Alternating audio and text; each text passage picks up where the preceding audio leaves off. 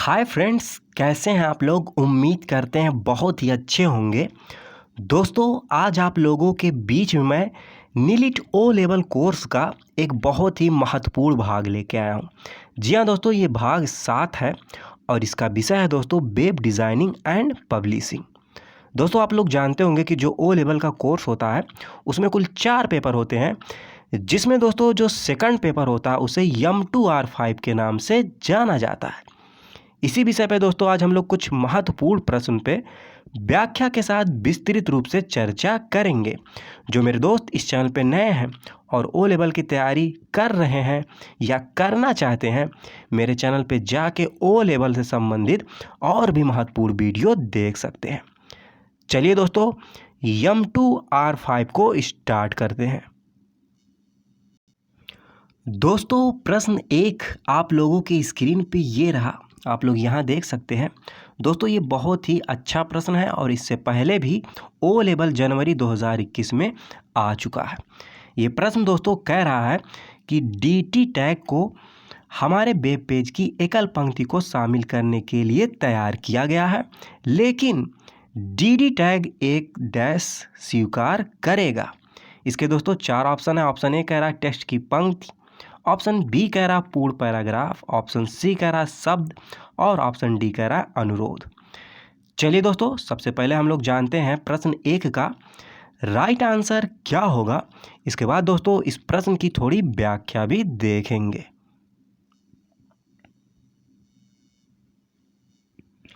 जी हाँ दोस्तों, प्रश्न 1 का राइट आंसर हो जाएगा ऑप्शन बी, यानी कि DD टैग एक पूर्ण पैराग्राफ स्वीकार करेगा। इसका राइट आंसर हो जाएगा दोस्तों ऑप्शन बी। चलिए दोस्तों, अब हम लोग DD टैग को थोड़ा व्याख्या के साथ समझते हैं। दोस्तों, प्रश्न 1 की व्याख्या आप लोगों की स्क्रीन पे ये रही। इसके माध्यम से दोस्तों आप लोग सरलता पूर्वक जान जाएंगे कि DD टैग होता क्या है। जैसे दोस्तों ये कह रहा है कि DD टैग का पूरा नाम होता है डिफिनीशन डिस्क्रिप्शन। ये भी आप लोग याद रखिएगा, आप लोग यहाँ पे देख सकते हैं। इसका पूरा नाम होता है दोस्तों डिफिनीशन डिस्क्रिप्शन। इसके बाद दोस्तों डिफिनीशन टैग में कौन कौन टैग आते हैं ये भी आप लोग समझ लीजिए। यहाँ पे दोस्तों बहुत ही इम्पॉर्टेंट है। जैसे दोस्तों DT, DL और DD टैग, ये सभी दोस्तों डिफिनीशन टैग के अंतर्गत आते हैं।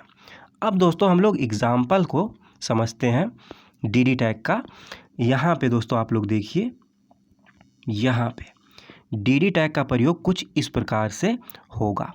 अब दोस्तों HTML कोडिंग से हम लोग समझते हैं, यानी कि DL टैग को भी, DT टैग को भी और DD टैग को भी।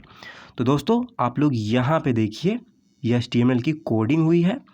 जैसे दोस्तों सबसे पहले हम लोगों ने प्रयोग किया DL टैग यहाँ पे, इसके बाद दोस्तों DT टैग यहाँ पे और DD टैग यहाँ पे प्रयोग किया गया। उसके बाद दोस्तों लास्ट में क्या किए हम लोग, DL टैग को क्लोज कर दिए। ये तो हो गया दोस्तों कोडिंग। अब दोस्तों हम लोग समझते हैं आउटपुट को, कि आउटपुट कैसा आया। तो इसके लिए दोस्तों आप लोग यहाँ देखिए, जैसे दोस्तों जब हम लोग प्रयोग किए DT टैग को तो इसका आउटपुट यहाँ पे आया कॉफ़ी। इसके बाद दोस्तों जब हम लोगों ने प्रयोग किया DD टैग इसे, तो दोस्तों यहाँ पे आया ब्लैक हॉट ड्रिंक, कुछ इस प्रकार से। तो दोस्तों अंतर क्या हुआ, इनके बीच की दूरी। यहाँ पे देखिए दोस्तों ये कुछ पीछे लिखा हुआ है और ये ब्लैक हॉट ड्रिंक जो है दोस्तों कुछ आगे लिखा हुआ है। बस यही दोस्तों ये अंतर है। चलिए दोस्तों नेक्स्ट प्रश्न देखते हैं। दोस्तों प्रश्न 2 आप लोगों की स्क्रीन पे ये रहा, आप लोग यहाँ पे देख सकते हैं। दोस्तों ये मोस्ट इम्पॉर्टेंट प्रश्न है और कई बार ये प्रश्न ओ लेवल में पूछा जा चुका है। ये प्रश्न दोस्तों कह रहा है कि इंटरनेट पर इंटरनेट प्रोटोकॉल के किस संस्करण का प्रयोग सबसे अधिक किया जाता है। ऑप्शन ए कह रहा है IPv4, ऑप्शन बी कह रहा है IPv6, ऑप्शन सी कह रहा है IPv10 और ऑप्शन डी कह रहा है IPv2। चलिए दोस्तों, सबसे पहले हम लोग जानते हैं कि किसका प्रयोग सबसे अधिक किया जाता है। इसके बाद दोस्तों इस प्रश्न की थोड़ी व्याख्या भी देखेंगे। जी हाँ दोस्तों, प्रश्न 2 का राइट आंसर हो जाएगा ऑप्शन ए, यानी कि IPv4।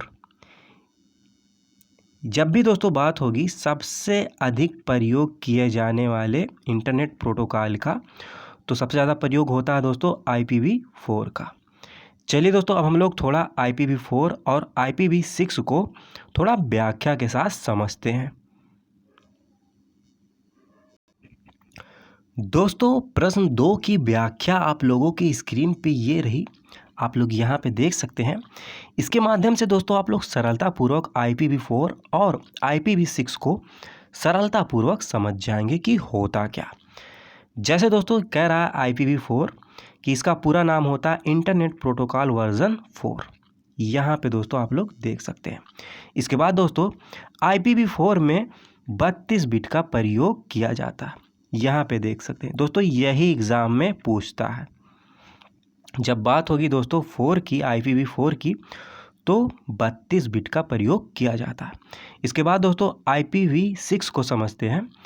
IPv4 की कमियों को पूरा करने के लिए IPv6 आया। इसे इंटरनेट प्रोटोकॉल वर्जन 6 कहा जाता है। IPv6 में 128 बिट का इस्तेमाल होता है। यहाँ पे देख सकते हैं दोस्तों, यही दोस्तों प्रश्न एग्ज़ामों में पूछा जाता है। जब बात होगी दोस्तों 6 की तो 128 बिट, और दोस्तों जब बात होगी 4 की तो 32 बिट। आप लोग याद रखिएगा। चलिए दोस्तों नेक्स्ट प्रश्न देखते हैं। दोस्तों प्रश्न 3 आप लोगों की स्क्रीन पे ये रहा।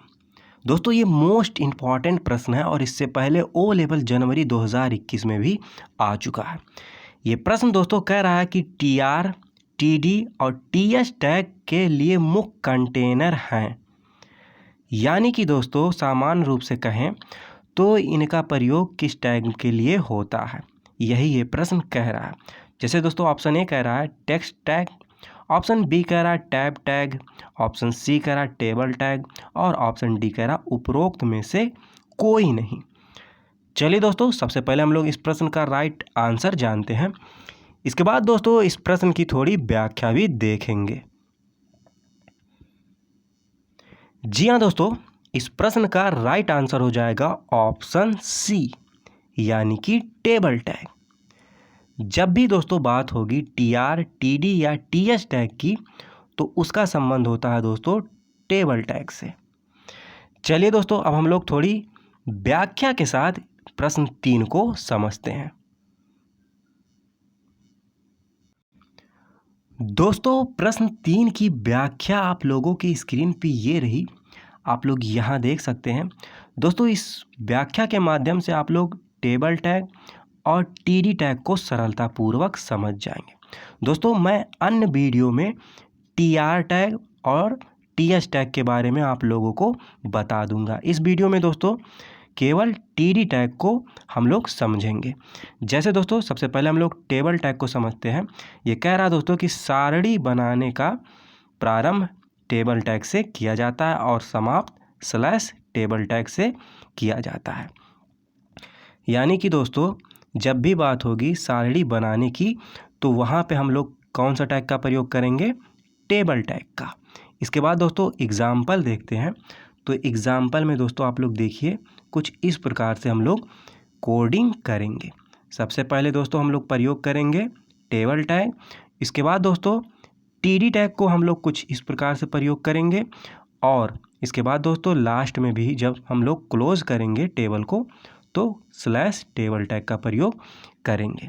और उसके बाद दोस्तों नीचे आप लोग देखिए यहाँ पे कुछ इस प्रकार से आउटपुट मिलेगा। इसके बाद दोस्तों हम लोग नेक्स्ट एग्जाम्पल से समझते हैं, क्योंकि दोस्तों बात हो रही है टेबल की और टेबल तो बना ही नहीं इसमें। तो दोस्तों हम लोग नेक्स्ट एग्जाम्पल से समझते हैं टेबल टैग को। दोस्तों नेक्स्ट एग्जाम्पल आप लोगों की स्क्रीन पे ये रहा, आप लोग यहाँ पे देख सकते हैं।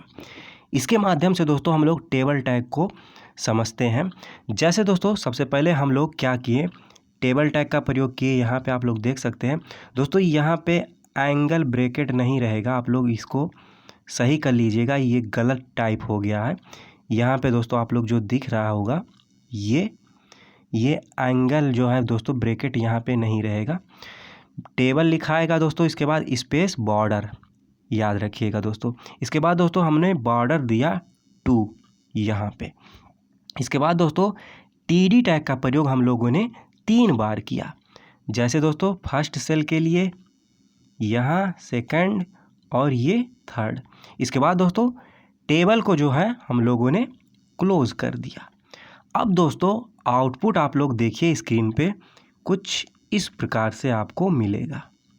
यहाँ पे ये लग रहा है दोस्तों, आपको लग रहा होगा कि ये कुछ टेबल की तरह है, क्योंकि दोस्तों आप लोग देखिएगा इधर से तो रो हो गया, और यदि दोस्तों यहाँ से आप लोग देखिएगा तो ये कॉलम हो गया।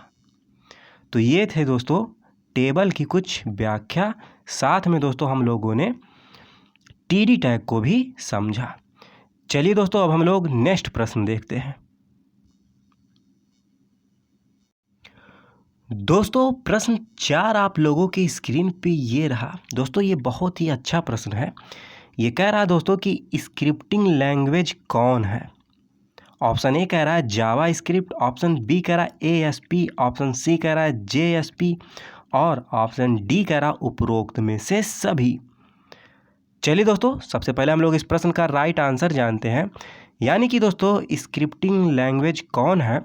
इसके बाद दोस्तों थोड़ा हम लोग स्क्रिप्टिंग लैंग्वेज के बारे में भी थोड़ा व्याख्या के साथ समझेंगे।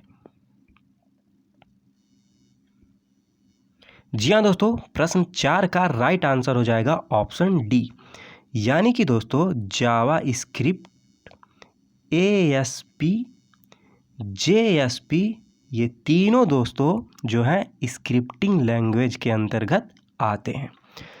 चलिए दोस्तों थोड़ी अब इसकी व्याख्या भी देख लेते हैं।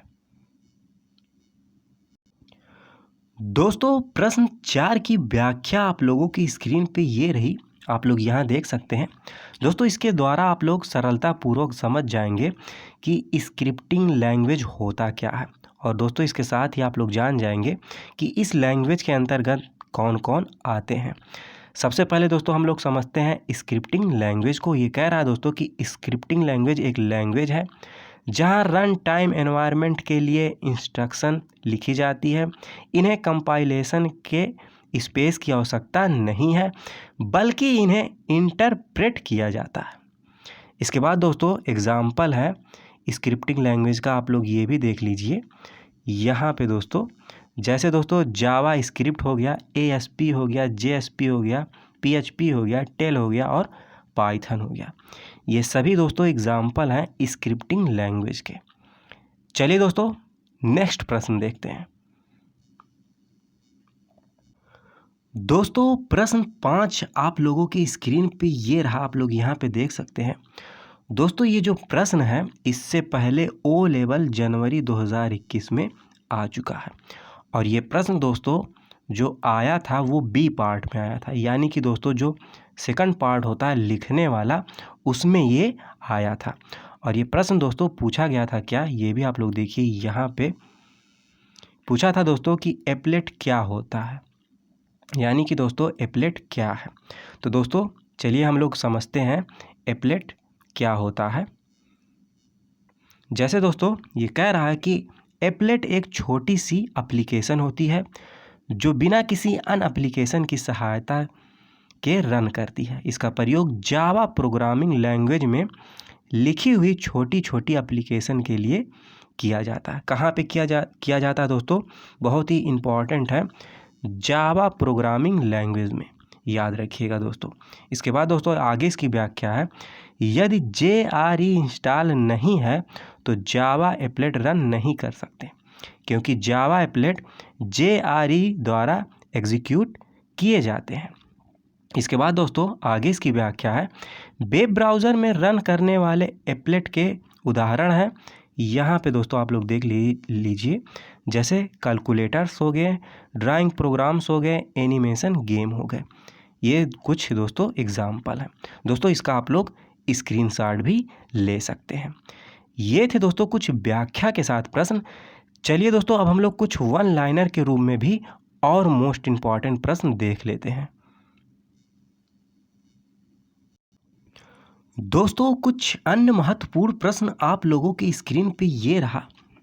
दोस्तों ये जो 5 प्रश्न दिख रहे हैं, ये भी दोस्तों ओ लेवल की एग्ज़ाम की दृष्टि से बहुत ही इम्पॉर्टेंट है। जैसे दोस्तों पहला प्रश्न कह रहा है कि नोटपैड प्लस प्लस एक सॉफ्टवेयर है। जी हाँ दोस्तों, ये नोटपैड जो होता है सॉफ्टवेयर है और उसके साथ ही ये फ्री एवं ओपन सोर्स होता है। इसके बाद दोस्तों सेकंड प्रश्न है, ये देखिए आप लोग, ये कह रहा है वह टैग जो एक संख्या या क्रम सूची बनाता है। तो दोस्तों वो कौन सा टैग है? OL tag. यहाँ पे आप लोग देख सकते हैं। और दोस्तों ये प्रश्न इससे पहले ओ लेवल जनवरी 2021 में भी आ चुका है। इसके बाद दोस्तों प्रश्न 3 देखिए, इसमें पूछा गया दोस्तों पूरा नाम GIF का। तो दोस्तों इसका पूरा नाम होता है ग्राफिक्स इंटरचेंज फॉर्मेट। इसके बाद दोस्तों प्रश्न 4 देखिए, कह रहा है कि फोटोशॉप में फाइल एक्सटेंशन नेम क्या होता है? तो दोस्तों इसका एक्सटेंशन होता है PSD। यहाँ पे दोस्तों आप लोग देख सकते हैं।